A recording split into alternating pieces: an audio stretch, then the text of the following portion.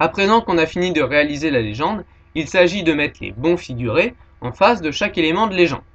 Commençons par le grand 1, les migrations à l'échelle planétaire. Alors là, je les ai mis dans un ordre un peu différent que dans le texte, mais vous n'avez pas besoin de le faire. Tout d'abord, les zones de conflit. Les zones de conflit, ce sont des espaces.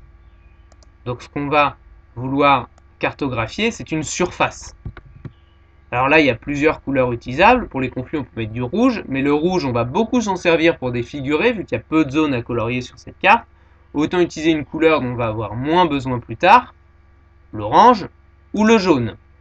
Puisque vous n'avez pas de stylo orange ou de stylo jaune, donc vous n'allez pas utiliser le jaune ou l'orange pour des figurés. Donc l'orange ou le jaune, pour colorier une surface qui montre un conflit, une zone de conflit. Ensuite, les pays sous-développés, duquel partent aussi des populations. Et là, le problème, c'est que les zones de conflit et les pays sous-développés, il y en a qui se recoupent. Donc qu'est-ce qu'on fait quand une surface se recoupe? Eh bien, au lieu de la colorier, on la hachure. Alors là, il reste le choix des couleurs. Quand le développement est faible, on va éviter de mettre une couleur chaude comme le rouge. Le bleu, on va l'utiliser un peu plus tard pour le tourisme, je pense que vous savez déjà pourquoi. Mais du coup, soit vous prenez le noir, soit vous prenez le vert. Pour que ce soit lisible sur la carte, qui est déjà en noir et blanc avec beaucoup de surface blanche, vu qu'on va ne colorier qu'une petite partie de la carte, moi j'ai pris le vert, et j'ai donc hachuré. Je rappelle que le sens de hachure que vous choisissez sera le sens dans lequel vous hachurerez votre carte. Donc choisissez bien le sens des hachures par rapport à ce que vous allez réaliser. Ensuite, les migrations vers des pays qui sont plus attrayants, des pays qui sont soit développés, soit en paix. Eh ben, des migrations, c'est un déplacement, c'est un mouvement. Donc c'est forcément une flèche, ou plutôt des flèches. Et ces flèches, on a hachuré en vert les pays de départ, du coup on peut reprendre la couleur verte ici, pour une flèche verte. Ensuite, grand 2, les mobilités d'affaires. Alors les pôles d'affaires, c'est des pôles, c'est des zones assez larges, et pas forcément extrêmement précises. Enfin, il y a des éléments précis dedans, mais avec un gradient à l'intérieur, donc on va pas forcément les colorier, surtout que ce sont des pôles, on va davantage chercher à les entourer. Et ici, c'est pôles d'affaires, les pôles d'affaires de la planète, donc on va plutôt utiliser une couleur chaude qu'on a en stylo et qu'on a gardé le rouge. Et forcément les flux d'expatriés d'hommes d'affaires à destination ou entre ces pôles, on va là aussi, comme c'est des flux, faire une flèche, et comme c'est lié à ces pôles, prendre la même couleur, avec une flèche rouge. Maintenant le tourisme. Le tourisme. Les zones de tourisme balnéaire. Ce sont des zones. Qu'est-ce qu'on fait quand on doit cartographier des zones? Eh bien, c'est une surface, donc on colorie. Le tourisme balnéaire, c'est lié à l'eau, on colorie en bleu.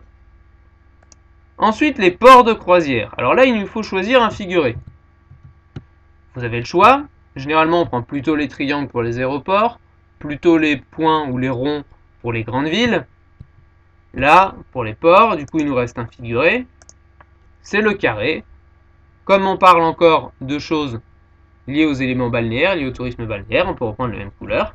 Et je rappelle que vous coloriez systématiquement au crayon de couleur et non au feutre pour pouvoir justement repasser au stylo dessus si vous avez besoin de cartographier ou de hachurer des choses par-dessus.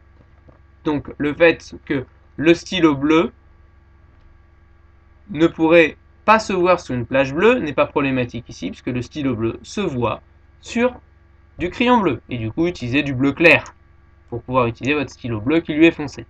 Restent les métropoles touristiques, et bien, ce sont des points, ce sont des centres. Donc une métropole, c'est une ville, c'est souvent un point, c'est un centre. On peut prendre le noir, on peut aussi prendre, vu qu'elles se trouvent presque tous dans les grands pôles, le rouge. Et voilà, vous avez les éléments de votre légende. Il ne vous reste plus qu'à les localiser sur la carte. Et là, je ne vous donnerai pas la correction toute faite, donc je ne vous donnerai pas de carte coloriée que vous aurez à recopier. Comme d'habitude, je ne veux pas que vous attendiez pour recopier. Donc vous allez prendre dans le texte, par exemple, les zones de conflit. Hop, les zones de conflit armées. Vous avez ici la liste des zones de conflit. Je recentre. Donc, au Moyen-Orient, vous avez la Syrie, l'Irak et l'Afghanistan, ainsi que en Afrique, la Somalie, du Sahel à la région des Grands Lacs, situé, et je vous donne une précision, entre la République du Congo et le Kenya.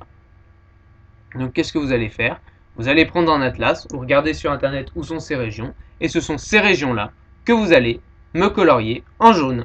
Pareil pour les pays sous-développés, on avait vu il y a longtemps dans le chapitre 1 une carte des pays sous-développés, on avait déjà assuré sur la carte du chapitre 1 les pays sous-développés, et bien vous reprenez les mêmes et vous me les assurez. Pour les flèches, là aussi c'est simple, les flèches vertes vers des pays en paix et attrayants, ben, elles partent d'où? Des zones de guerre et des zones sous-développées.